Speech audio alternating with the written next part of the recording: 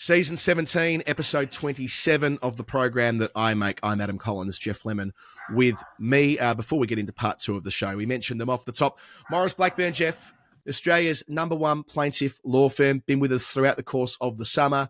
Super insurance has been the story we've been telling over the last month through February, and why not tell it through March as well, Geoff, because a lot of people may not know that they have it and how it might become crucial if things were to take a negative turn in their lives. Super insurance is not just insurance that is super. I don't know if there is insurance that is super. I suppose when it works, it is. And this is supposed to work. It's supposed to look after you. It's death and disability insurance. It doesn't have to be something that happens in the line of work. It's something that comes with your super. But there are often issues with insurance companies actually coughing up what they need to cough up, and sometimes you need legal support for that. So Maurice Blackburn are the experts in that. They know what you're entitled to, and they know how to get it with hopefully the minimal amount of messing around. Yeah, injury and illness that doesn't have to be work-related either to have access to what you have in your super insurance policy. And yeah, as you point out, legal experts in your corner, that definitely helps with the process and the outcome. And you're having here with Maurice Blackburn Lawyers, Australia's largest plaintiff super insurance practice, who are working to help you get those results in a complicated, often complicated and too complicated system. So their no win, no fee arrangement means you only pay the legal fees if and when you win, and those fees are clearly explained at the start of the process. Maurice Blackburn Super Insurance. To find out more, we are always proud to be in association with Australia's number one plaintiff law firm, Geoff. Yes. Now, time for a little bit of Nerd Pledge. Now, Nerd Pledge has fallen off the weekly show in the last couple of months. We know. We let things slide. We let ourselves go. It was a busy summer. We're gearing up. We're getting right back in the Nerd Pledge fray over sort of March, April, May, when the IPL will be on. There'll be less international cricket. There'll be a little bit more time for us to try to focus on things, get back into things, revisits. I'm just going to ease back in with a revisit, just a little thing, not a big tale, but Jacob Norton some months ago had a pledge, and here's how it works. People send in an amount of currency. That amount of currency relates to something to do with cricket. We have to figure out what it means, and that's how we fund the show. It's a roundabout method of doing it. Jacob sent through £5, I'm pretty sure it was in sterling, and 74 pence. So 574. It meant something to do with cricket. And there was a clue about types of matches that are becoming increasingly rare and a BBC person being in the game. And you didn't answer, Adam. You were trying to find out all of the matches that Test match special commentators had played, Jonathan Agnew's Test career, Vic Marks, all kinds of round-the-houses stuff, and you couldn't settle on a number. And Jacob came back through and said, I probably gave you insufficient information. You're right about the type of match being a tour match, specifically a first-class one, but you made the assumption that BBC commentator meant Test match special commentator. This is somebody who works on the BBC every summer, and led us to the answer. And the answer involves Kevan James, who is someone who I'm sure you've had a fair bit to do with over your commentary journey, who does all the Hampshire stuff, isn't it? That's his bailiwick.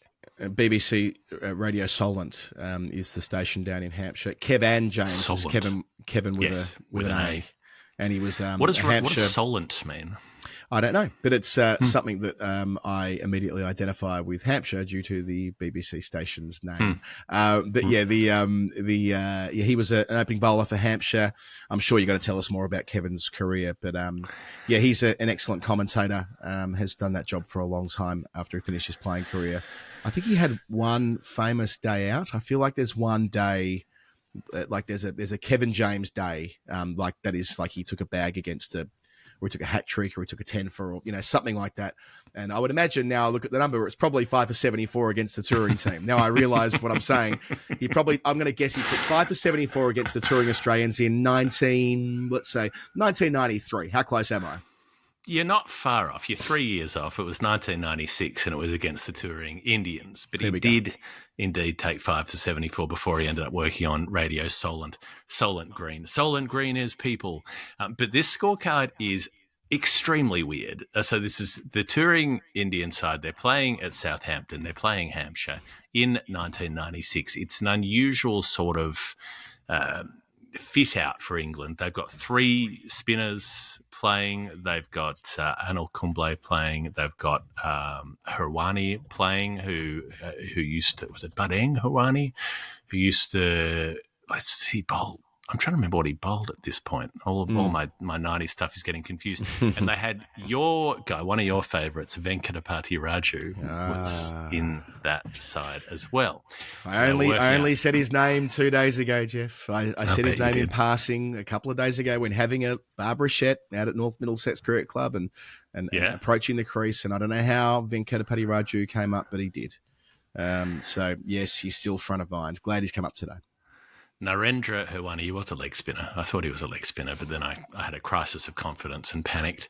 I've just managed to check that in between speaking to you. So they're playing India with all the spinners, but India are batting first and they're steaming along. They've got Ajay Jadeja and they've got Vikram Rathore, who put on 192. And then Kevan, he manages to get Ajay Jadeja out for 91. And then, things tick along for a little bit longer. And then he stops another guy short of his 100. He gets Vikram Rathore out for 95. And then he proceeds to take a wicket from each of the next 3 deliveries. And those batsmen are Sachin Tendulkar, Rahul Dravid, and Sanjay Manjrekar. Wow. So he takes 4 in 4, double hat-trick, and including a guy for 95 having just dismissed another player for 91. Ganguly's batting first drop and makes 100 not out. So this scorecard goes 91, 95, 100 not out, 0, 0, 0, and then 59 not out for Kumble. Bizarre scorecard. They declare it 5 down for 362. And Kevan James has taken all of the wickets, 5 for 74. Nobody else has got a pole. And then he finds himself batting at 4, and he makes a pretty solid, not too slow, 10 fours and 3 sixes. He makes 103 before he gets out off the bowling of Venkatapati Raju. And he becomes the first player to ever take 4 in 4 and make a century in the same first-class match. Apparently it's been done since, but had never been done before 1996. And that is the BBC person that we're looking for, and that is the notable achievement that Jacob Norton wanted to draw our attention to. There you go. And the trivia here is that the River Solent is a now extinct river. Tubes tells me on the chat. I had a very, very quick Google when you were talking then, and it looks like it's just one of the maps I'm seeing. The Isle of Wight, it separates the mainland from the Isle of Wight, or it did. I don't know how it could have, because there's still obviously a waterway between, Wouldn't be an isle if there wasn't a waterway. Yeah, I mean, the Isle of Wight, there's a bridge that goes over there, but I don't really know why. They might have changed its designation or whatever. Might not have qualified as a river at some point because, there's all of these geological or geographical reasons for things being called things. But anyway, not to worry. There you go. We've learned something new today. For things being called things. I thought Munster Island was just a name. It's actually a peninsula. We did do that, didn't we? Didn't we do some island peninsula stuff recently on Nerd Pledge? This all came Definitely come up. Right, okay, let's get to the mainland of Australia. Yes, if you want to send us a Nerd Pledge, patreon.com/thefinalword. Join up, become part of it, get the ad-free feed, get on Discord, hang out with the other nice people, join the meetups, learn to roller skate. There isn't a roller skating group now, but there could be. There will be. There should be. Start a roller skating group. Anyway, come and join us. And we do have, as you pointed out off the top, quite a lot of new numbers to get through. And hopefully we'll continue to have a lot more new numbers as people join our community, which is a beautiful thing on Discord and well beyond that as well. Cricket games coming up in 2025. I'm not going to say the thing that's happened during the week, but a very exciting thing has happened during the week. Okay. I'm going to wait to do a joint and formal announcement at a later date, but you got to be in it to win it. Join our Discord community if you want to play in the team, and then go on our tour of Edinburgh, which is coming up in August as well, which, Geoff, you're going to be part of, and lots of our Final Word friends as we head up there and play for both the Final Word and for the Lord's Taverners. To the mainland of Australia, to the mighty South Australia to be precise, where the Redbacks have won the inaugural Dean Jones Cup. Of course, that competition's been played for 50 years, but the Dean Jones Cup, the first iteration of it. And, Geoff, it's the first time the Sackers have won this tournament since 2012. They made 7 for 268 and they bowled out the Vicks for 204 to win by 64 runs under lights at Adelaide Oval a few days ago over the weekend. Harry Nielsen top scoring was 68. Then Henry Thornton taking 4 for 27 to turn the game on its head. Matt May wrote us a lovely match report, Geoff. I've sort of a brief match report here, but, just went through some of the, and Matt's part of our Nerd Pledge and sleuth, what are we calling it? It's CSI, Nerd Pledge Sleuth community. And there's some really nice lines in there about, at one point, Lehman and Nielsen were batting together for South Australia, which gave it a really nice 90s Mercantile Mutual Cup feel. And the scorecard reads that way too, right? 268 playing 204 in the Merc final. That's straight out of 1995. Yes, it's a little bit like the Australia-India semi-final where they're going at a run rate of 4.8 at the moment. Steve Smith, 37, Josh Inglis on 3, Australia 114 for 3 in the 24th over. And Nielsen plays in that South Australia, that famous draw in the Sheffield Shield final, doesn't he? Yep. Isn't Tim Nielsen playing in that game? Yep, 30 years ago. Bat things out on the last day. It was 1995. Yes, player of the tournament, Liam Scott, as Matt says. Nobody pre-tournament you could have had a million guesses and you would not have thought that Liam Scott was going to be player of the tournament. 54 off 37. Got them some momentum, says Matt. Put the foot down, despite South Australia somehow making sure he did not face a ball in the 50th over. So.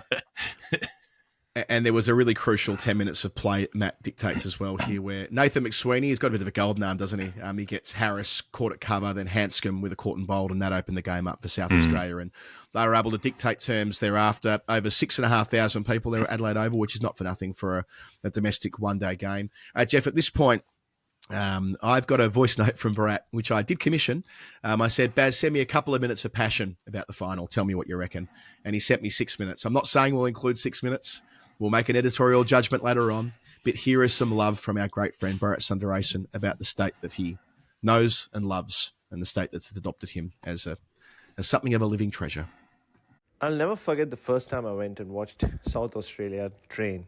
It was an off-season training session maybe 6 years ago, and it involved them running around playing a game of soccer, 2K, time trials, and it was bang in the middle of the city in the parklands, and it was a weekday morning, so there were lots of other people, just regular Adelaide faithful, going through their own exercise regimen, running around, jogging, sprinting, and one of them came up to me and said, "Who are these blokes?" And I said, "The Redbacks." And he goes, "The Red Legs?" I said, No, the Redbacks. He said, "The Redbacks." And I said, "Oh, sorry, you're not from Adelaide, mate?" And he said, "No, mate, I'm very much from Adelaide, born and brought up." I said, "Yeah, the South Australian cricket team." Like, right. Okay. And then he just ran off.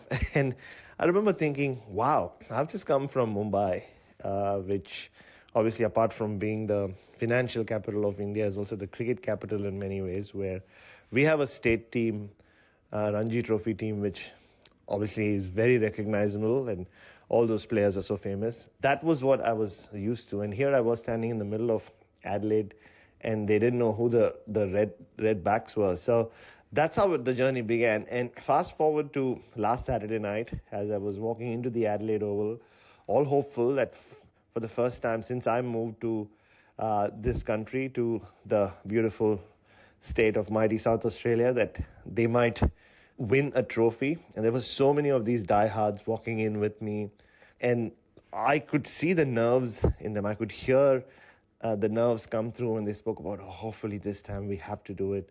It's been such a long time. And I'd seen a lot of them. Every time I've been to a Shield game or a one-day cup game in the last 6 years, they're always there. It just told me everything about how much this evening was going to mean to not just the players, not just to Ryan Harris in his first year as head coach, but mainly, I think, for the diehards of this South Australian cricket team. I was a little worried with the way South Australia started. They stuttered and stumbled, and there's one big six from Mackenzie Harvey early on of Scott Boland, but he got out in the next over. And for a while, I was worried that they might just do one of those South Australian things and get bowled out for 220, 230 and leave Victoria with not too much to chase. But I thought some crucial innings down the order, Jake Lehman and Liam Scott, he played such a big innings there and gave them that nearly 270 total. And from that point on, it was just magic. The lights came on. It was a beautiful evening in Adelaide. The title was coming home, baby. So it was very, very special. And for those people, those Tragics who've supported this team for so long. It was wonderful. And we're not done yet. The home final, hopefully, that's what we want, the Sheffield Shield. That would be probably 5 times more special than this. And then, Adam and Geoff, I want to see who doesn't recognize the artists formerly known as the Redbacks. So, and I mean, you could argue maybe they were just waiting to drop the Redbacks moniker before starting to win again. Either way, it was a special evening.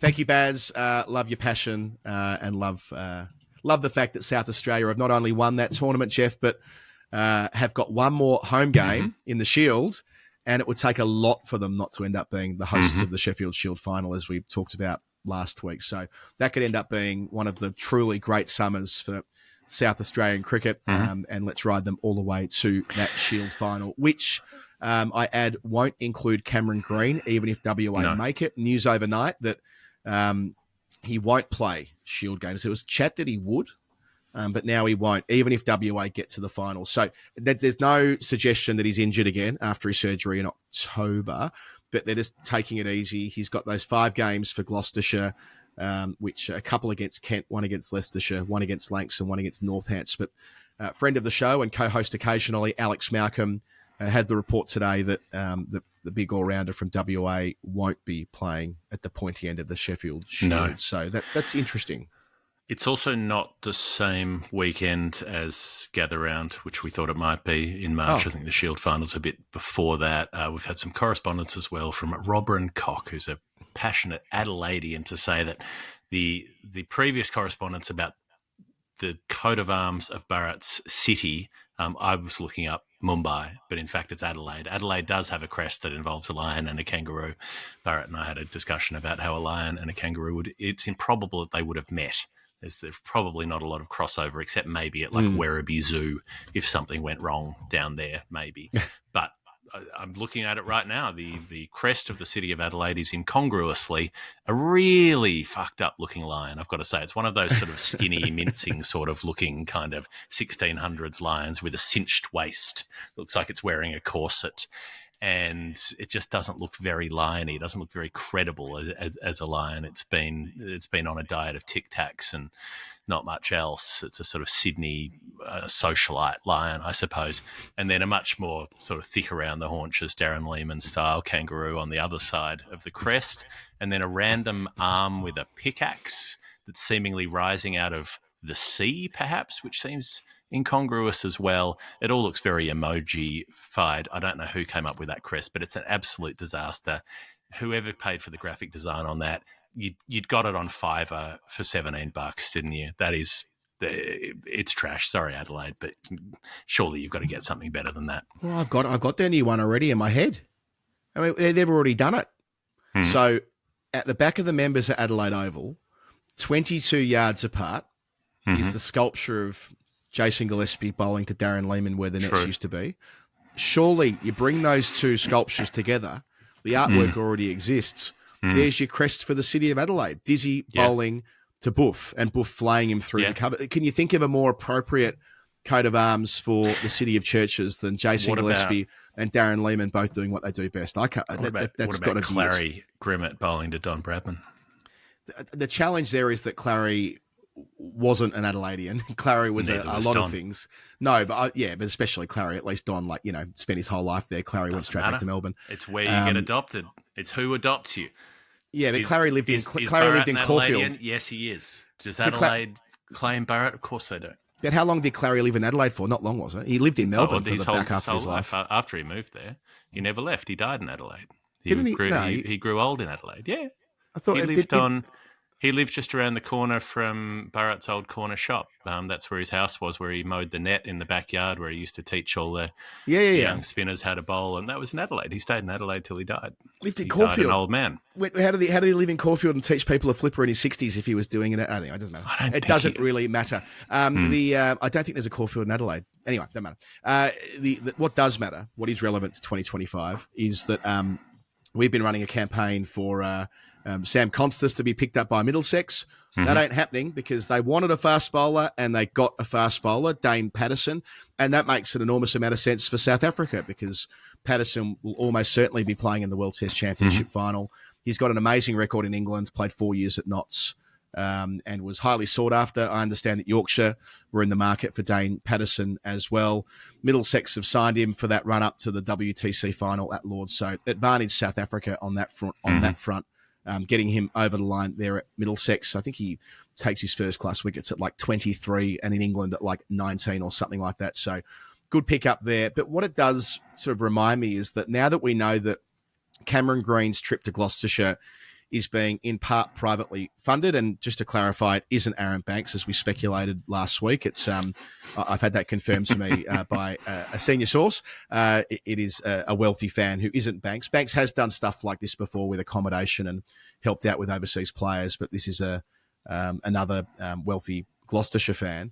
But yeah, like why wouldn't, if you're CA right now and you know what's happened with Green, why wouldn't you be shopping Constas around to any club that has an availability and say, fuck it, we'll pay it. It doesn't matter.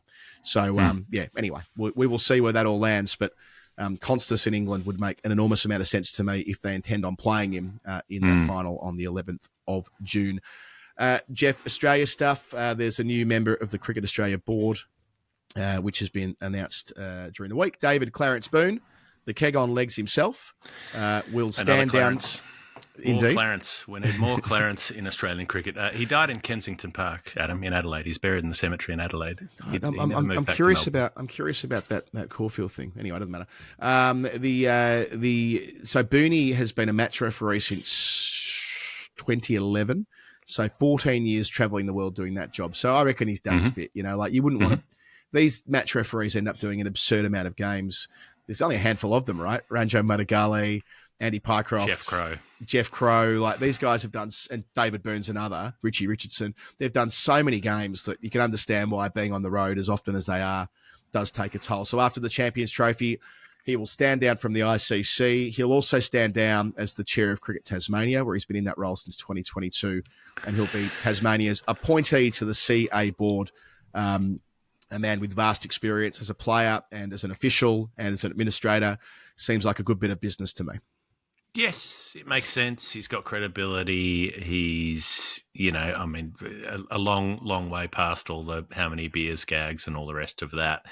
He's somebody who's and I don't mean this to be a pun, but in demeanour, he's sober. He's considered. He has respect to players, I think, and so you need that credibility in terms of the former player representation that isn't just tokenistic, that isn't just sticking someone on there who happens to have a number of test matches next to their name on a Cricinfo page. So it seems like if you've got somebody who's so identifiable as being Tasmanian, who's going to have the interests of the state at heart as well in that representation, then that it feels like a good pick. The former director of Cricket Australia and indeed the chair from 2005 to 2008 was Craig O'Connor, who passed away this week in Adelaide at age 88. He was on the CA board from 1999 for over a decade. He was an administrator on the SACA when he first joined the board there in 1991, where he served for 19 years. He's was made a life member of the SACA back in 2009, and he was an Order of Australia as well. So clearly made a massive contribution off the field to the game. So, yes, noting the passing of Craig O'Connor, AM, who passed away at age 88 this week, former chair of Cricket Australia. Down at the Junno, the Junction Oval, news is, according to Gideon, there's a T10 competition coming to town. Finally, the chance to see 7 stumpings in an innings at the Junction, something that we've been hanging out for, that the cricket-loving audience of Melbourne has been crying out for. Is it connected to the T10, the T20, whatever it was, that Guyana competition with the fake Australian team captained by New Zealand USA all-rounder Corey Anderson? Is Corey Anderson coming back to the Junno to captain Victoria again, while maybe another Victorian team plays an actual game somewhere else? We can only hope so. This is what we want the cricketing world to become. So they're playing a tournament, is it? What's the go with this story? Yeah, the reason I popped it in here, it kind of is an administrative story, really. It's like, how does this happen, right? So, and why is it happening now? So Australia haven't been in the T10 business until this point. There's a natural tension between what can be constituted as an overseas tournament, because CA run that, not CV, But Cricket Victoria, who had a team in the Guyana comp, which was incongruous, right? Like having a state team playing in a T20 comp late last year in the Caribbean was an odd thing. It wasn't like the Melbourne Stars playing in the Champions League, which existed for a few years there. This was a bespoke tournament that had a number of overseas players representing a state, which we haven't really seen before. So, yeah, it's just one to keep an eye on and see what it turns into. And I suppose we'll learn more when there are formal announcements. But Junction Oval T10 in April, that'll be... Yeah, it could be the start of a really interesting chapter in Australia, because it's not as though we've had in Australia tournaments like this before. Like there's been the Big Bash, and that might evolve and change, and private investment in the Big Bash is a conversation which will come again, but this will be a different variation on short form cricket in Australia, and presumably there'll be a lot of really high profile players being asked to take part, because this will clash with the IPL, so there'll be a lot of guys who aren't in the IPL who are contracted to Cricket Victoria who might be asked to play some games in the period of time when they're otherwise on annual leave. Yeah, it's a little fill in and top up the pockets and all the rest of it. The WPL, the women's spin-off of the IPL, is getting there. 4 group games left to go at the time of recording. The Delhi Capitals are through to the final. They won a couple of their most recent games to be well clear at the top on 10 points. Meg Lanning's making runs for them. Shafali Verma's making runs for them, which she needs to do in this period of challenging to try to get her India spot back. So they're through to the final. Gujarat and Mumbai will play off for second and third place to advance to the eliminator. Yeah, yeah. There was a big game yesterday. So UP, the crucial game of the group stage so far was the UP Warriors playing the Gujarat Giants, and Gujarat bowled out UP for 105. So they go a game ahead, plus like in footy terms percentage, because they pumped them by 81 runs. Beth Mooney top scoring with 96 not out from 51 balls for Gujarat. And yeah, earlier in the week, Delhi locked up their spot in the finals to finish they must finish top spot from where they are unless there's some miraculous turn from Gujarat or Mumbai, who are second and third respectively. But yeah, Delhi got the job done by 9 wickets against Mumbai. Meg Lanning 60 not out in the chase, and yeah, RCB, who are in 4th spot, they've got a better percentage than UP Warriors, or a better net run rate, so they're a chance of overtaking Gujarat or Mumbai. So RCB lost to Gujarat and they lost to Delhi, so they've kind of blown their position at the moment, but they've kept their net run rate in check. So, yeah, we'll do a bit more coverage on the WPL when they get to the finals next week, and we'll pay about as much attention to that as we do the IPL, which will be coming up as soon as the WPL has finished. In between times, from a women's cricket perspective, the Aussie women after this are off to play New Zealand in New Zealand. This must be the most commonly played series in world cricket. Men's, women's, the lot. They tour New Zealand, or New Zealand tour Australia every single year, I reckon. And this will be just T20s between the 21st and the 26th of March, straight after the WPL. They must be sick of each other. They must know all the words to the exponents, "Why does love do this to me?" They must have been to many Dave Dobbin gigs over the journey when they've been in New Zealand, but they'll do it again. They won't have Elisa Healy. Instead, behind the stumps will be Nicole Fulton from Victoria, getting her first chance in the Australian team. Talia McGrath to deputise as captain, as she does quite often. Ash Gardner will be her vice-captain. Other than that, Geoff, business as usual for the Aussie women. It's a very familiar squad. Interesting whether Fulton keeps or whether Mooney keeps. Where is Fulton in the 11, or is she there as a backup in case they need a reserve for Mooney? Because Mooney was taking over the job from Healy and doing that really well during the women's Ashes. So, yeah, that's a watch this space. You know, they've got the usual stacked sort of lineup with Alana King and Georgia Wareham, the leg spin duo. They've got Brown, Garth and Shute for seamers, and then they've got their all-rounders with Perry, McGrath, Sutherland for seam, and they've got Gardner and Grace Harris for spin, so the usual embarrassment of riches with Litchfield and Vole, who'll be the young guns opening the batting at the top, and pretty much the only ones who don't bowl or keep. I'd be kind of surprised if Fulton doesn't get a go. Like, where's the downside, right? Like, the series means nothing, obviously, and, you know, it's the, we said earlier about the England team needing to do a better job of regeneration after 2019 and 2022. Well, it applies for all dynastical teams that you want to have some degree of regeneration, and who knows how long Healy will go on for. So having options behind the stumps makes sense. Geoff, but they're big on hierarchy in that team as well. They're the fact that Healy's captain that we've talked about before, and Mooney wants to keep. Mooney is a keeper, and she sees herself as a keeper, and she's always had that thing of having to wait behind Healy in the national team because Healy is Healy. So I wonder whether she would be willing to make way at that point, whether she'd be the kind of player who would want her opportunity now that she can do it, or whether she'd take the long-term view that her batting is so good and has been so good for Australia for 5 years without the extra physical load of keeping and the extra responsibility, whether she'd take the more conservative decision and say, don't give me an extra job. Staying with the Aussie women's team for a moment, or not so much the team, but Aussie women's cricket more widely, a cracking WNCL final over the weekend. A low-scoring, 215 plays 194 in a final suggests fun. And New South Wales get the job done by 21 runs. So 215, Annika Leroy tops, I can't read my own writing. Leroy. Bananas. Leroy. Sorry, I can't read my own. I missed the, it is Leroy, of course it is. Yes. Bananas.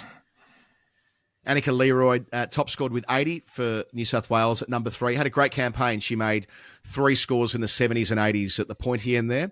22 years of age. Selectors like that stuff, making runs when it matters in finals. So she can't be far away from being part of that Australian conversation. Grace Parsons and Lucy Hamilton picked up 3 wickets each for Queensland. This was an interesting one where Queensland actually topped the comp. They were top of the ladder, so they hosted the final at AB Field and New South Wales were the visitors. But then they totally botched it. They were 2 for 135, chasing 216 in the 30th over. They should be cruising that with Georgia Redmayne leading the way from the top of the list and still there for Queensland. But a big collapse, all out 194. And the key moment on 97, Redmayne was run out by Lauren Cheadle at the non-strikers end. Let me explain. So 43 runs to win, 41st over, 7 down.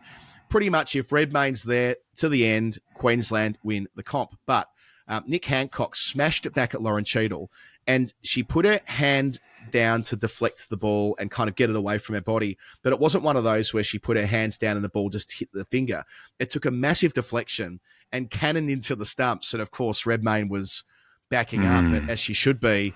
It looks like an indoor cricket deviation, and that was the decisive moment. What a way to win a tournament for New South Wales. A team that includes Sarah Coyte, Sammy Jo Johnson, Hannah Darlington, Sam Bates, Georgia Adams, the England international who was leading New South Wales, Maitland Brown, a lot of very familiar names. But, they win the tournament for the first time since 18-19, which is a pretty long drought considering they've won 21 of the 29 iterations of the WNCL. So New South Wales women back on top.